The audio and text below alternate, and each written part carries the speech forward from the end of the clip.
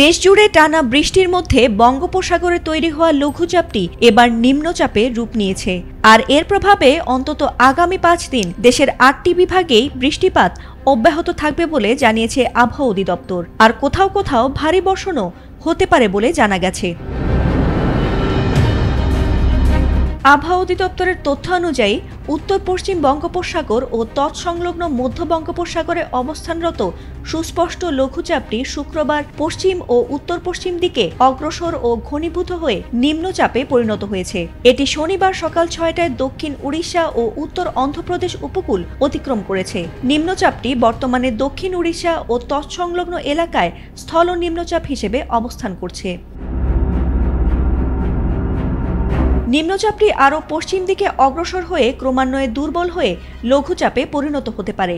অন্যদিকে মৌসুমী বায়ু অক্ষের বর্ধিতাংশে ভারতের উত্তর পূর্ব প্রদেশ ও মধ্যপ্রদেশ, উড়িষ্যা, স্থল নিম্নচাপের কেন্দ্রস্থল ও বাংলাদেশের দক্ষিণাঞ্চল হয়ে আসাম পর্যন্ত বিস্তৃত রয়েছে। পাশাপাশি মৌসুমী বায়ু বাংলাদেশের ওপর কম সক্রিয় ও এলএমই সার্টিফাইড বিশ্বসেরা কপারে তৈরি ওয়ালটন কেবলস, যা আপনার স্থাপনাকে রাখবে সব সময় নিরাপদ। উত্তর বঙ্গোপসাগরে মাঝারি থেকে প্রবল অবস্থায় রয়েছে। ফলে উত্তর বঙ্গোপসাগর ও তৎসংলগ্ন মধ্য বঙ্গোপসাগরে আগামী মঙ্গলবারের দিকেও আরেকটি লঘুচাপ সৃষ্টি হতে পারে বলে পূর্বাভাস দিয়েছে আবহাওয়া অফিস। এর মধ্যে প্রতিদিন দেশের বিভিন্ন অঞ্চলে বৃষ্টিপাতের সম্ভাবনা জানানো হয়েছে। রোববার পর্যন্ত ময়মনসিংহ, খুলনা, বরিশাল, চট্টগ্রাম ও সিলেট বিভাগের কিছু কিছু এলাকায় বৃষ্টিপাত হতে পারে।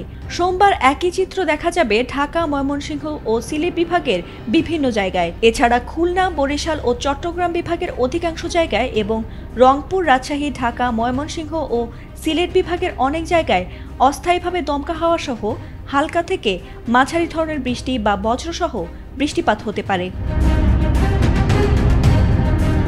তাপমাত্রার দিক থেকেও সামান্য পরিবর্তন আসতে পারে।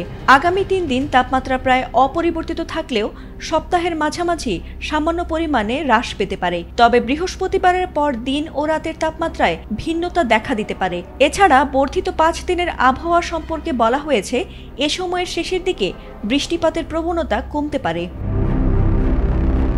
ফাতিমা সুলতানা, এটিএন বাংলা।